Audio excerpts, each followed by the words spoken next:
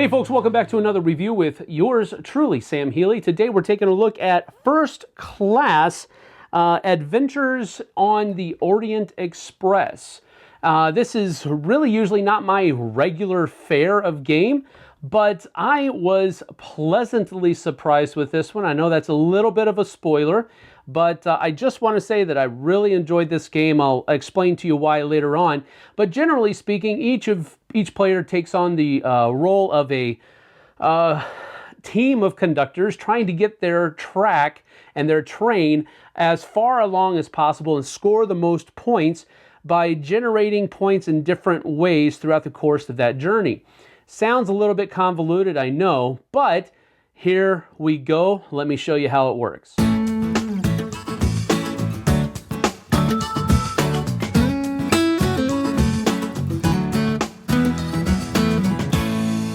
Now, the general goal of the game is to score the most points, as you can see with the point track over there.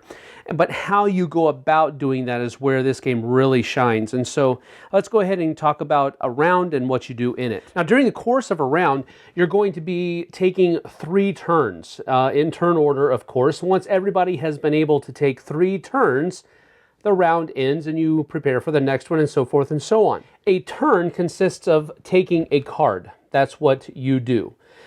So before or after that, you have the chance to spend coins to do other things, but an action or a turn is taking a card from the available ones that are here, carrying out the action that that card gives you, and then going on to your next turn. So what do some of these things do?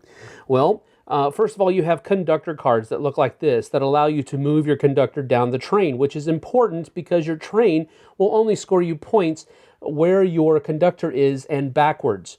You start the game with, of course, 2 cars, 1 for each of your train, but they score you 0 points, so you'll have to upgrade. So if you take this card here and take a look at it, you can upgrade one of your zeros to a 1, and then you can upgrade another 1 or the same 1 to a 2.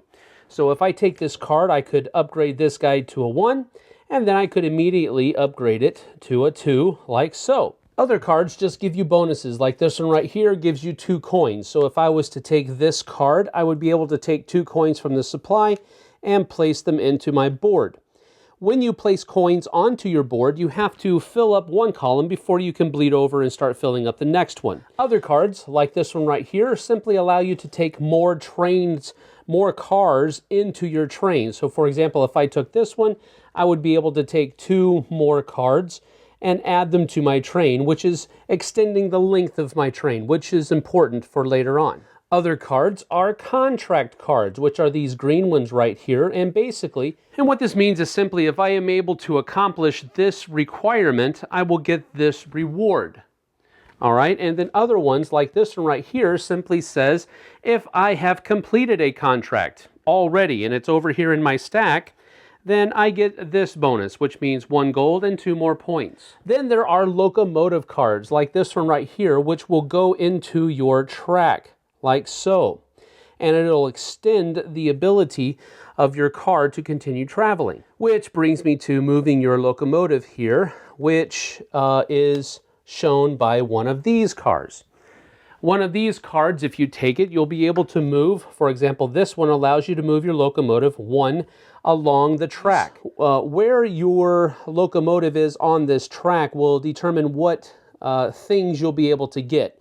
If you land on a space where it has victory points, you get those right away. But if you land on these timepiece spaces, it will unlock certain abilities that will fire for you during a scoring phase only. Another thing that you can do, instead of taking one of the cards for your action, is taking the first player token, which basically will mean that you go first in the next round. Now, when somebody takes this, that person gets 2 coins. The next player, whoever that might be, doesn't get anything. The next player after them will be able to take 1 zero train card, and then the last person will either be able to take a train card or upgrade a 0 train card to a 1 train card. Depending on the number of players in the game, these cards, once they get down to a certain level, will simply go away. For example, in a 4-player game, once one row has gotten down to 2 cards because these cards have been taken, these also go away and are no longer available. I want to start building my train and getting a good bit of stuff going here. So I'm going to go ahead and take this card, which allows me to take 2 0 trains, add them to one of my trains or each of them. I could do this or I could also do that. It doesn't matter. And then I also get to upgrade one of my zeros to a 1. Now, when you upgrade cards, you always have to upgrade the leftmost first, especially when you have a group that are the same level. Then this card goes into my pile for later on. Before or after I took that action, I could have the choice to spend my coin here. So I'm just going to go ahead and spend it and say that I'm going to take another one because that is what this column allows me to do. So I'll go ahead and put it right here. And so then it comes back around to me after my 3 opponents have taken their turns and I get to take another action. I look first. I don't have any coins, so I can't spend any money before and or after my action, but I'm just going to be taking a card from the center of the table. I'm going to take this contract. When you take a contract, you might be able to immediately fulfill it, but you don't have to immediately fulfill it. You can keep it by the side here so that it's a reminder you're trying to shoot for that. So I want to do that and possibly get this action later on. And so it comes back around to me, and it is now my turn to take my 3rd and final action. So I'm going to take this passenger card, or actually it is a celebrity card. And what this does is it allows you to double the score of the train car which you are putting it in. So if I put him here like so, then he is going to be scoring me 2 points during a scoring round instead of just 1. But once I upgrade this, that will continue to go up. Once everybody has taken their 3rd and final action, another 18 cards from this stack are laid out. There will be 4 cards left over, and they are discarded. They won't be used in the game. And so now, if as long as no one took the first person from me, I would be able to go ahead and start on my next action. So, for example, I could go ahead and take this one right here, which will allow me to move my locomotive 2 spots, which will then unlock this during the scoring phase that's upcoming after this round. And as it comes back around to my turn, I can choose to take any of these cards. These are passport cards or postcard that can be tucked underneath some of these other cards that were available during the course of the game. Like these guys, they would just be tucked under here, and this effect would be doubled by them if I were to do that. But since I don't have any of those are really not enticing for me. So I'm going to go ahead and take this one, and I'm going to be able to upgrade 2 of my zeros to a 1 like so. And then this comes over into my pile. So now it comes back to my turn. Somebody has taken the first player from me, so I won't be going first next round. However, it is now my turn. I'm going to go ahead and take one of these conductor guys, and that allows me to move either one person 4, which means that I can go 1, 2, and then move him 1, 2, or I can move 2 people twice. So I'm going to go 1, 2, and then 1, 2 like that. And then this comes over here like so. After everyone has taken their final turn for that second round, we go into a scoring phase. Now, during a scoring phase, the first thing that we're going to be doing is, first of all, firing off any of these timepiece areas here. So everybody would be able to, as long as you were at or past one of those things, all of them would fire for you. So this one is going to get me 2 coins, which will be placed right here. And once everybody has taken their bonuses for the timepieces, then we score the trains. So my train, again, you only go backwards from where the conductors are. So I'm getting 1, 2, 3, 4 points because this car is doubled. And so I'll move myself 4 points like so. And then everybody else scores their trains. And then we move on to the 3rd round, which we begin to take from the 2 stack.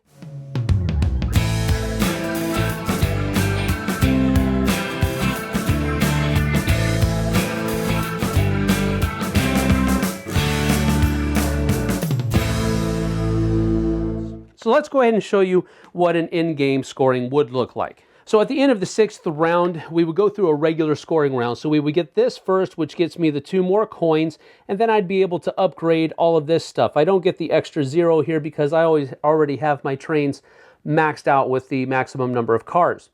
But then I would actually score points for the trains, and of course, going from the conductors and backwards. So I get 15, 16, 17, 21, 25, 32, and then 32 plus 24 is 56 points for my first one here. So I would basically just add another one here and then go 1, 2, 3, 4, 5, 6. And then for my bottom one down here, I don't get this because my conductor didn't quite make it to the end of the train. So I just get 1, 3, 7, 11, 18 points from my bottom one here. And so 18, that is up to 39. And so that is my final scoring round rather, for my trains. Then during the end scoring, we take a look at the end scoring cards that you have received. And so I have 2 conductors that give me bonuses for my conductor cards. And then I have 2 for my upgrade cards. So then I look through my conductors. So I have 3 conductors right there. And then I have 1, 2, 3. You're probably going to have more than this in the course of a game, but I'm just showing an example. Then you also have 3 upgrade cards. So each of these cards is going to be worth 3 points, and each of these cards will be worth 7 points. So that's another 21, 30 points there altogether. So that will go right back around. Let's see here. That will be 69, so we'll be there. And I'll place it there. So that is actually a score of 169 points for the game. So that is first class. Now, train games, for the most part, don't really do it for me, thematically speaking. I'm not usually one. I like Ticket to Ride just because it's a classic. Beyond that, it's kind of a hit and miss thematic takeaway for me. Sometimes I like them, sometimes I don't. This one, I took a look at it and man, the box on the outside just doesn't look like a game that I'm going to enjoy. However, man, did I enjoy this game.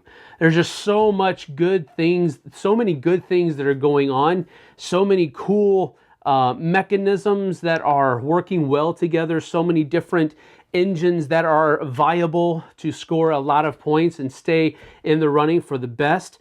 Throughout the course of the game, I really enjoyed this. And it's not so heady. It's not so convoluted or difficult to understand. Your first learning game is going to be rough, I think, because the first couple of learning games for me were a bit rough.